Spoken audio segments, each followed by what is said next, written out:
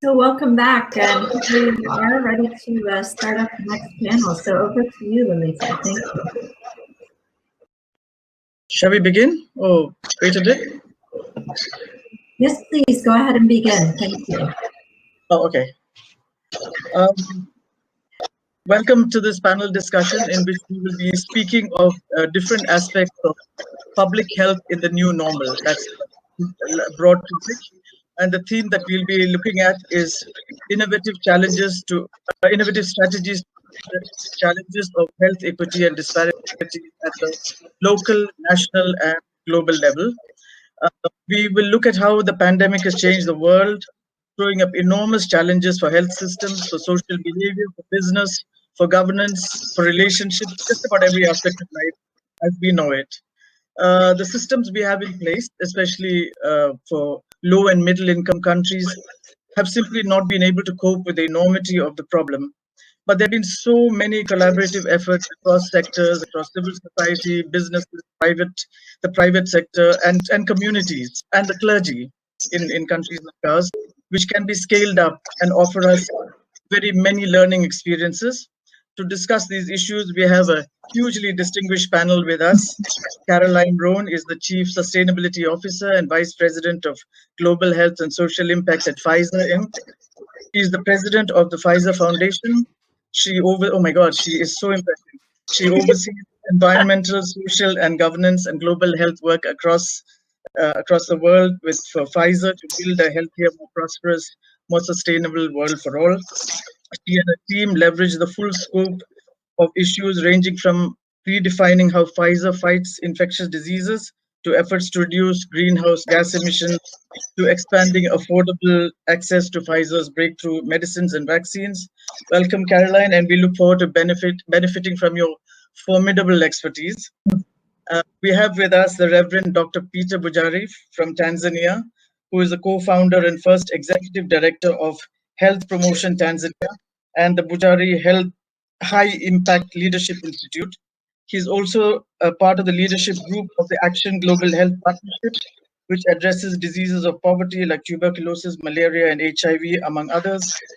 Welcome, and we look forward to learning from your huge experience and understanding over the issues involved. I am Lalita, Panicker, consulting editor views of the Hindustan Times newspaper in New Delhi, and I'm truly intimidated to be among such experts like you. I think we're going to have a keynote address now from Dr. Muhammad Ali Pate. Yeah. Yes, we had that this morning. Thank you so much. Oh, so we're not going to have that right now. Correct. Okay, cool. So we'll start straight away. We'll go into the. So all of you are aware of the points that Dr. Pate made in his keynote address.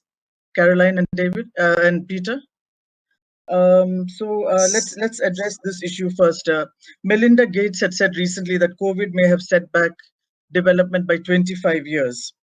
I'm not quite sure whether that'll prove correct, but how do you think low and middle income countries can build back their health sectors when the IMF has forecast that they will be worst hit by the pandemic economic downturn? And what do you think could be the role that the private sector can play? Can we start with you, Caroline? Sure. Well, first, I just want to say thank you to UMD. You know, you've been a longtime partner of Pfizer's, and we're so appreciative of that partnership and expertise that you give us every day. So thank you for that.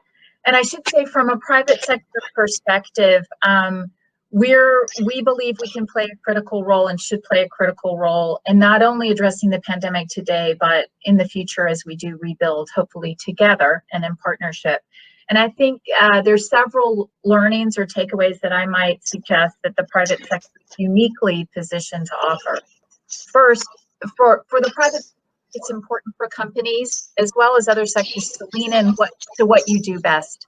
And so for us, of course, that's the discovery, development, and bringing to market medicines and vaccines to address this pandemic. And we're very pleased with the progress that we've made there, both on the vaccine side, but we also have work underway on the therapeutic side.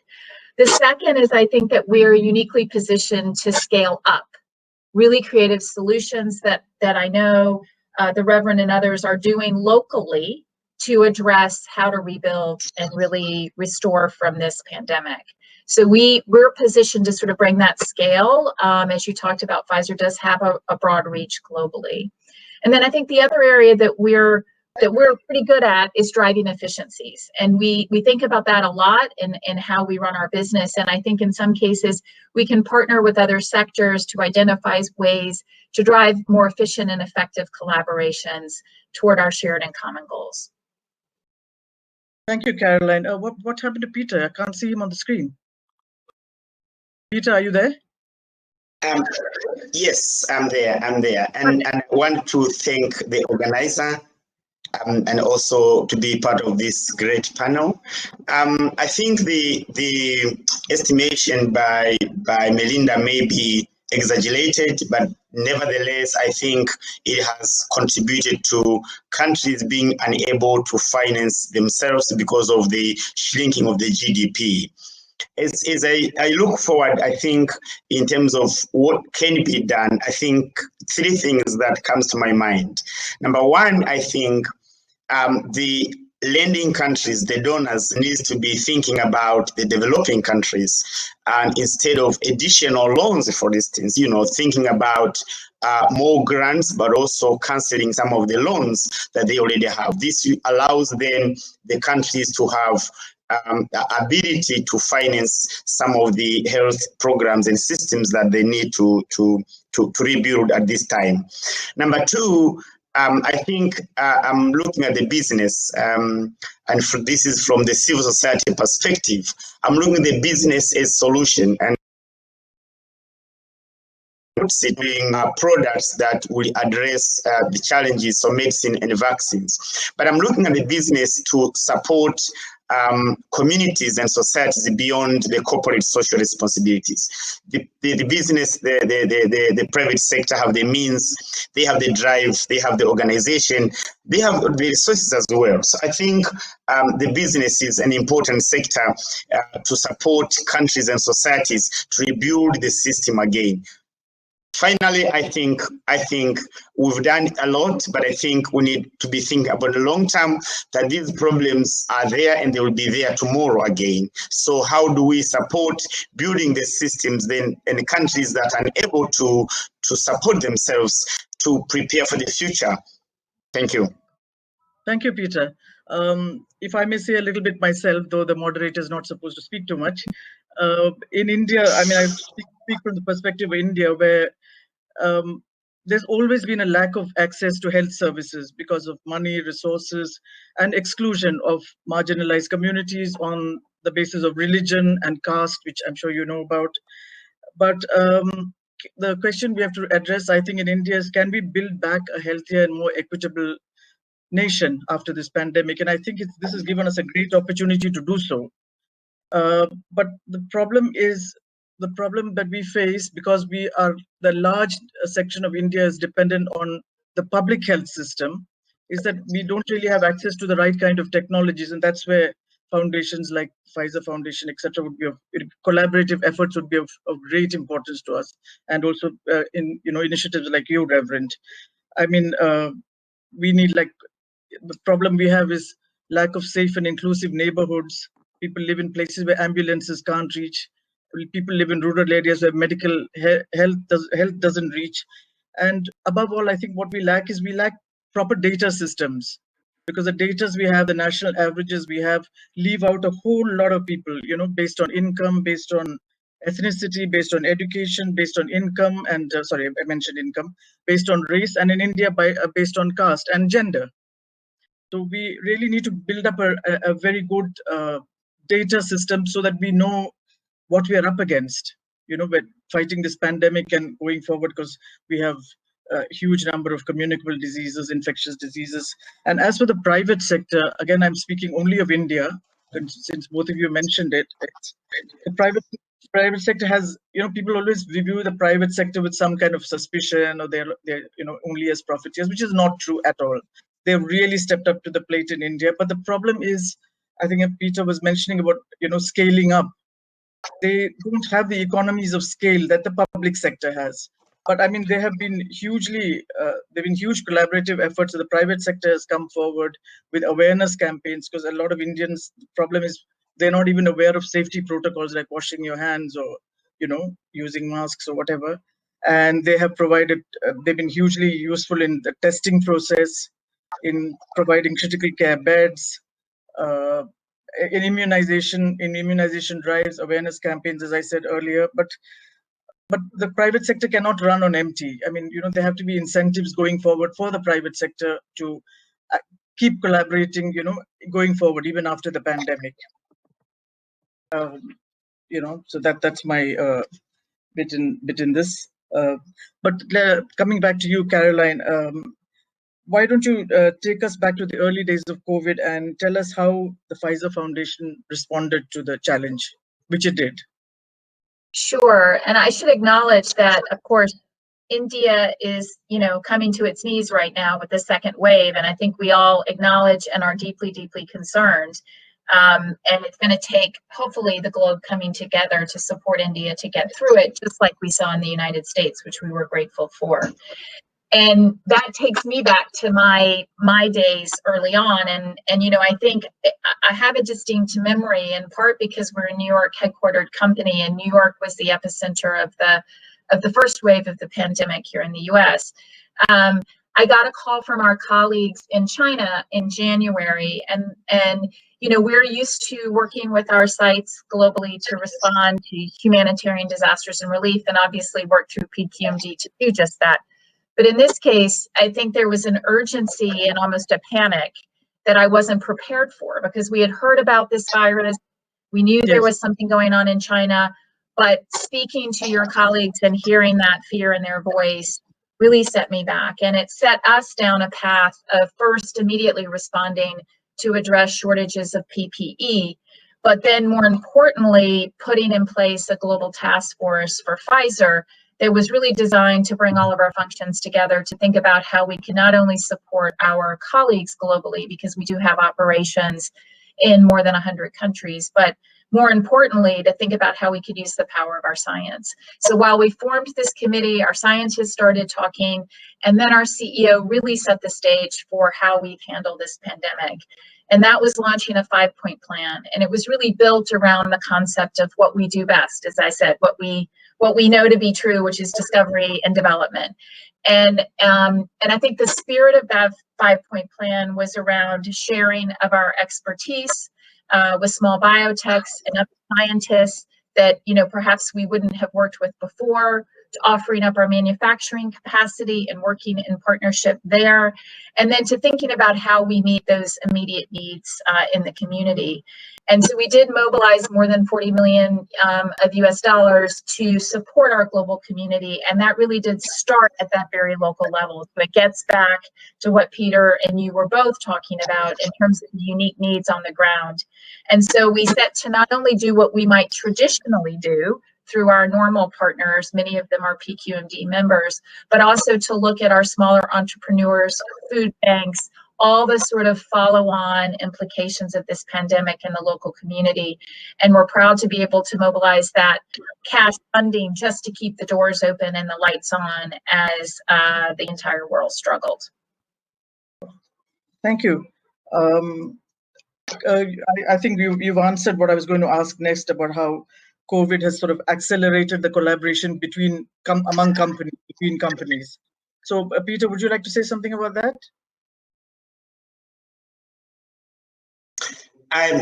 Yeah, I think we're learning, all of us together, and I think Karen does provide an example of how flexible they were to address the community-based needs. I think I also do agree with you that private sector, faith-based institutions, for instance, does provide significant amount of health service provision, but sometimes they are seen known as the providers with suspicious eyes. In Tanzania, for instance, faith-based institution provides about 40% of the health services.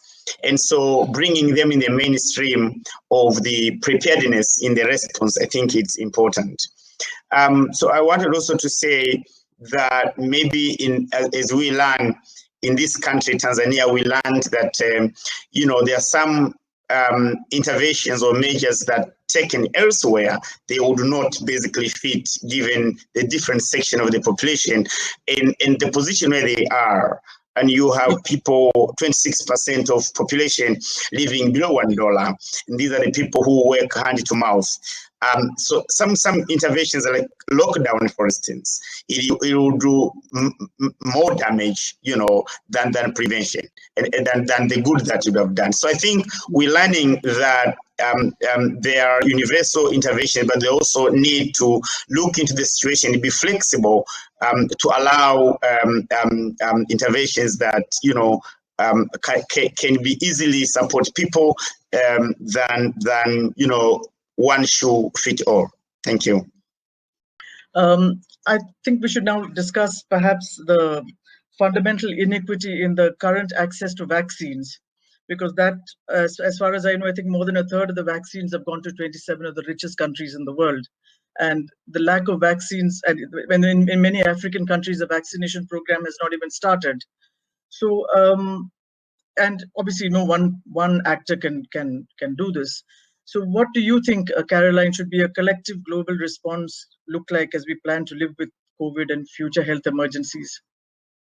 Well, first of all, I should say, and I'm glad you acknowledge this, it's very complex, but Pfizer from day one, before we knew we had a vaccine that was safe and effective, made a commitment to equitable distribution. And that included both an early expression of interest to the COVAX facility, which was designed with the best intentions of trying to sort through both vaccine nationalism and also, work collectively to make the latest innovations get to every patient who needs it. I know our CEO has said that he wants every single patient who seeks to get a Pfizer vaccine the ability to do just that. Now, it is complicated, and it is not as easy a process as we've seen before, and that is one of the takeaways that we certainly have had. We have so far distributed vaccines to, I believe, I'm just checking my notes, we're in conversations with 125 countries, and we've distributed and delivered vaccines to 88 countries. But you are right, there is still a vast inequity that exists, and we're trying to do our part to really solve that. And that is really by having very honest and open conversations with organizations like COVAX, WHO, the Bill and Melinda Gates Foundation, a number of the larger global institutions that really can influence. And the way I like to present it, Lali, is to really unblock the blocks. So if we're running into situations around distribution or regulatory approval or other issues associated with our vaccine, and not just our vaccine, but all vaccines and therapeutics, that we really work in partnership to solve those. And I'm proud of what the industry has done as well. We do have an industry association, and they've taken that on to address that inequity and try to, again, look for problem solving and solutions, not necessarily laying blame. Blame at this point is not going to get one, vaccine in another arm tomorrow. We got to really figure out how to unblock that, those barriers. And I think we're going to be well on our way to it. We remain committed. And, it also included an early expression of interest to address the populations most at risk, displaced individuals and refugee populations. And we're still looking at that issue with our partners and trying to determine where and how Pfizer can make a meaningful difference, particularly in their very vulnerable communities. Yeah, thank you. Thank you, Caroline. This is what I think what the WHO chief said about vaccinating some people in all of the countries rather than all of the people in some countries. Peter, Tanzania has been quite a distinctive response to the pandemic. Did it reveal inequities, and do you think they can be addressed? What is your opinion on this? So Tanzania presents in a unique position in many of these. As I look at the Tanzania situation, basically, as you may know, there are some public health measures that we adopted and some that we didn't. Particularly the sanitation and mask, they are all embraced. There are certain still issues around inequality in access, and this spans around access to clean water, for instance, so sanitation, access to clean water, to hand wash and things like that, access to masks themselves. It's a challenge. You're saying that I think the inequality issues. Peter, you're saying you did not have access? Is that what you said? No, I say there's still inequity issues. When it comes to the vaccine, our country was in position that that's not what we needed at that time.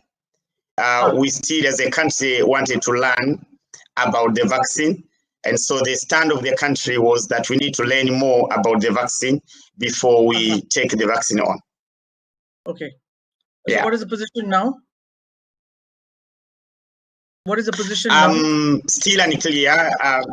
Still unclear. The new president has formed a committee to study, learn, and then advise. So right now, I still don't know. We're still waiting on what the commission will recommend. Oh, okay.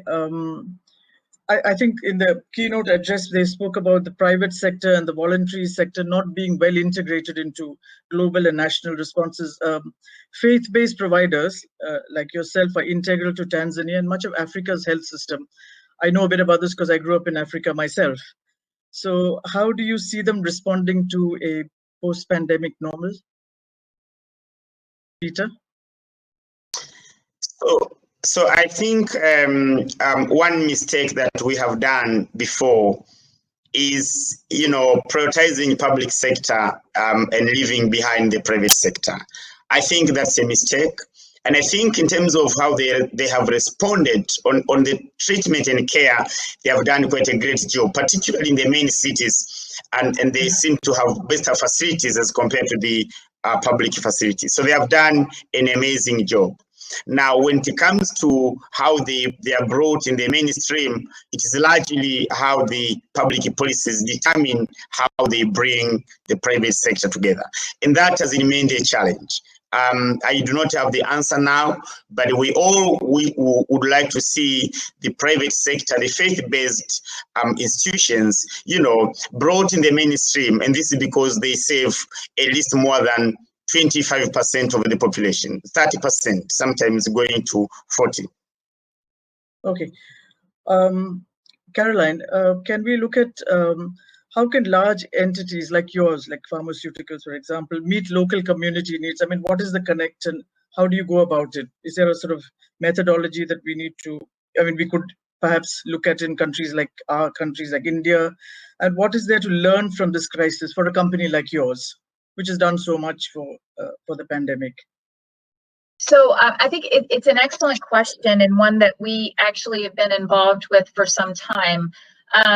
We acknowledge and recognize that our international NGO partners play a critical role, but we also know that innovation is happening like Peter is doing day to day in his community, leading health interventions, leading education, and we decided that we wanted to create a program that would support these entrepreneurs and innovators really in their community and trying to really create a solution to problems around equitable access to healthcare. And so we launched a program out of the Pfizer Foundation.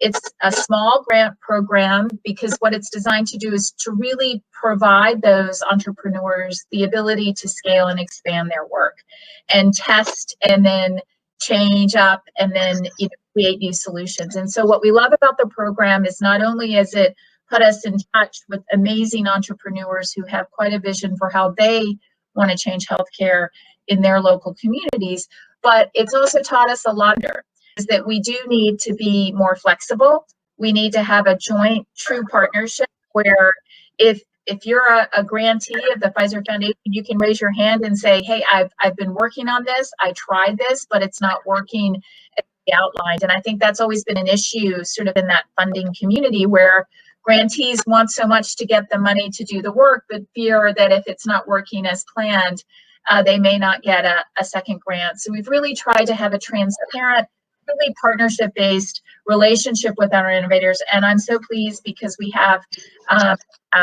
programs across 4 continents now, and every day our innovators are teaching us something, and we've been able because we had this program in place to use our latest round of funding to focus on infectious disease prevention and some of the COVID-19 activities that these organizations are flexing to implement locally and appropriately within the cultural context.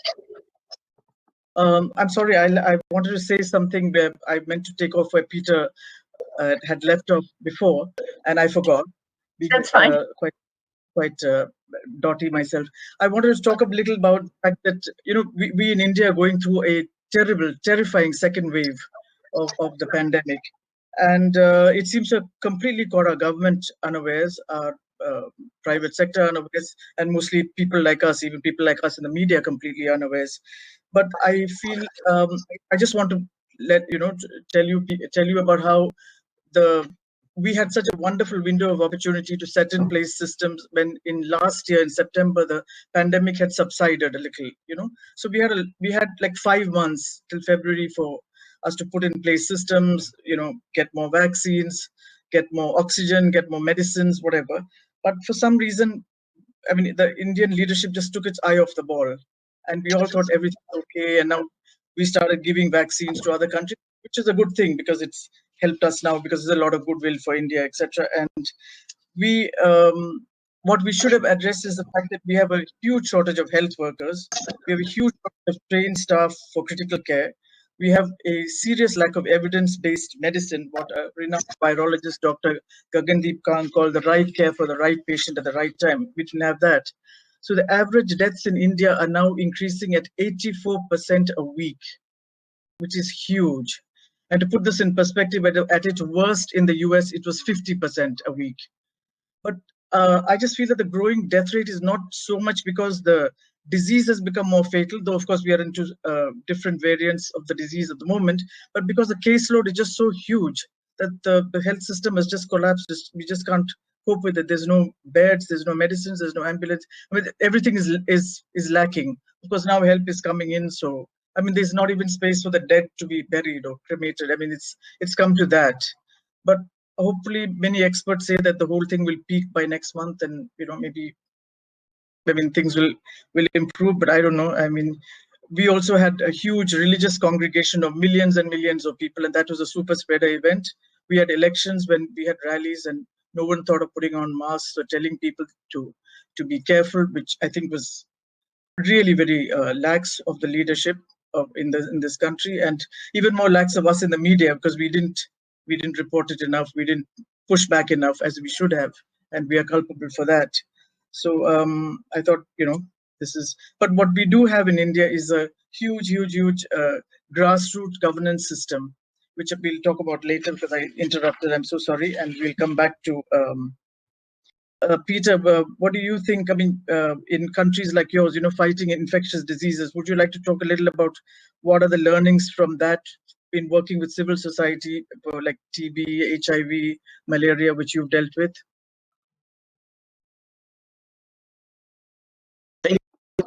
Yeah, thank you. I think learning is that our health system has the ability now to respond to crisis.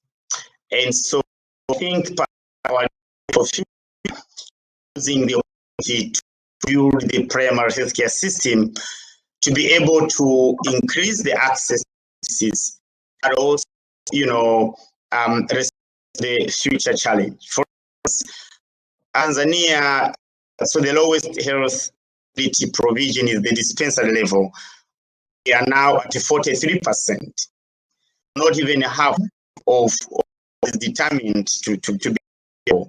It means that the access in terms of the distance that people walk to access the services. So I think lessons that we're getting from this is that if there is a health crisis, then we have problems to it because our health system weak in terms of the health of the medical infrastructure or maintenance that in terms of the oxygen and other things. So my now has been here is this time to build the primary health system to be able is access, but also to any future challenges. There's a challenge of risk, of course, and this has a problem. But we still struggle with current problems. For about 100 for diabetes, maternal is 500 plus on an annual. So the challenge we still have, and I think COVID-19 taught us that our health system weak respond to respond to future outlook. And I think this is what we are learning. We need to do more in our system to also help to be able to respond to any outbreak coming in the future. Thank you. Thank you. The audio was a little bad there. This is for both of you. There's a sort of a pattern of underspending in public healthcare provision in most low and lower middle income countries. Do you think this is going to change after COVID? I can certainly tell you that in India, we spend just 1.8% of GDP on health, which is hugely, underfunded for primary healthcare. And it's right at the primary healthcare that our problems start, in which people often, because there's so little funding for the public health sector, that people have to go to the private clinics, and just one illness is enough to push you right back into poverty when you've just pulled yourself out of it. So do you think this is going to change now after COVID? Do you think there'll be a reprioritization among countries? In your experience, Caroline, have you seen any evidence of that? Well, I'm hopeful that we will see a prioritization of primary healthcare services. I think this is what Peter was alluding to as well. Through our work, we not only advocate for, but also support strengthening of that primary healthcare system for just this reason. And I think the one thing that COVID has done for all of us is remind us that every single country's healthcare system is fragile. It's at different levels and to different extents, but this disease has really, I think, effectively brought most countries to their knees in trying to battle it. And while they're different and more acute in certain settings, my hope is that when we get through this second wave in India and we start seeing, more hope on the horizon, that we will, as global institutions, that we support the WHO, the Bill and Melinda Gates Foundation, private companies, as well as governments will really reflect and say, okay, what do we actually need to do differently? Not have a lot of panel discussions, but have a set of committed actions around what we've learned. And one of those that we do believe is foundational is a strong primary healthcare system that's equipped to treat patients and to flex in situations like we're seeing today. Do you think that there'll be a risk of too much money being diverted to sort of genome profiling, tertiary care monitoring? Do you think that there could be a sort of a clash there between investing in primary health and going in for this kind of, for a much more technological solution? Or do you think that is a fear, Peter, or is that something we need to also accept and welcome? So like Colin says, I'm optimistic, and something that I'm working on, saying yes, we need to primary health care. In my I'm seeing positive sign to build the health care, but yes, I think there's the competition, technological institutions compared to primary health care. But my idea is that saving much more people on the grass, the primary care than the tertiary. This is not to say that it is not important, but we actually reach more marginalized people when we increase our resources to build the healthcare system. Optimistic. Now, I do hope there are going to be some in there primary than Peter, the audio is a little bad. I can't really hear it well. I think we're really running out of time. I'd just like to just end on the India bit on a slightly positive note, is that we have a huge grassroots level health workers. They're called Asha Workers, which is accredited social health activists. We've got about 900,000, which when you look at the population of India isn't that much. But I think the one thing that the government could do in collaboration with the private sector is to offer them, they do a fantastic job. They're mostly women, so they work in places, a very patriarchal society in India. It's very patriarchal. So a woman coming and telling a man that I think you need to wash your hands, or it's not taken very well. So, and they get something between $27 to $62 a month. And they have no social security, they have no insurance, they work very, very long hours, they have to spend a lot of time away from their families. I think these are the kind of people we need to invest in, and perhaps provide them with digital tools so that they can be the link between the rural areas where healthcare is needed most with tertiary care, or teleconsult. India has already set up we are very much into telemedicine now. So they've set up this portal and everyone can access it free. It has 1 million users, but again, far too little for a country like India with a billion-plus population. But that's one of the innovations which has come in, and the private sector has come in with all sorts of these startups have come in, with looking at indoor air quality, because that has spread. Seen a huge amount of innovations which really need funding from, I think, largely the private sector. So we need all these smart tools with which we can fight this pandemic. And I think we are going to be very much out of time. So is there anything, I think, Caroline, to sum up, you mentioned unblocking the blocks. You just spoke about how you need to invest in communities. You also spoke about how I think that's the way forward. You invest in community healthcare. I think, Peter, you mentioned that. And also faith. India also, if the clergy tells you to do something, we tend to do it. So I think this is a huge potential where the clergy has often done in India, for example. Oh, okay, we've just got 1 minute remaining. So, and the private sector, as you said, is uniquely positioned to bring your radio technology, etc., into it. So, what was your takeaway from the whole session? What you'd like the audience to know, Caroline? Well, I just want to thank you for the opportunity to participate, to all the members of PQMD who are working every day to address this pandemic. Peter, to you and your efforts, it's really going to take us all working together to get through this. Thank you, Caroline. And Peter, what would you have to, your final words to say, a takeaway for the audience and everyone else who's logged into this? Yeah, so two things. One, I think, thank the organizers, the organizing, and Lalita for organizing. Have I lost you? Sorry, I lost you there for a minute. So I think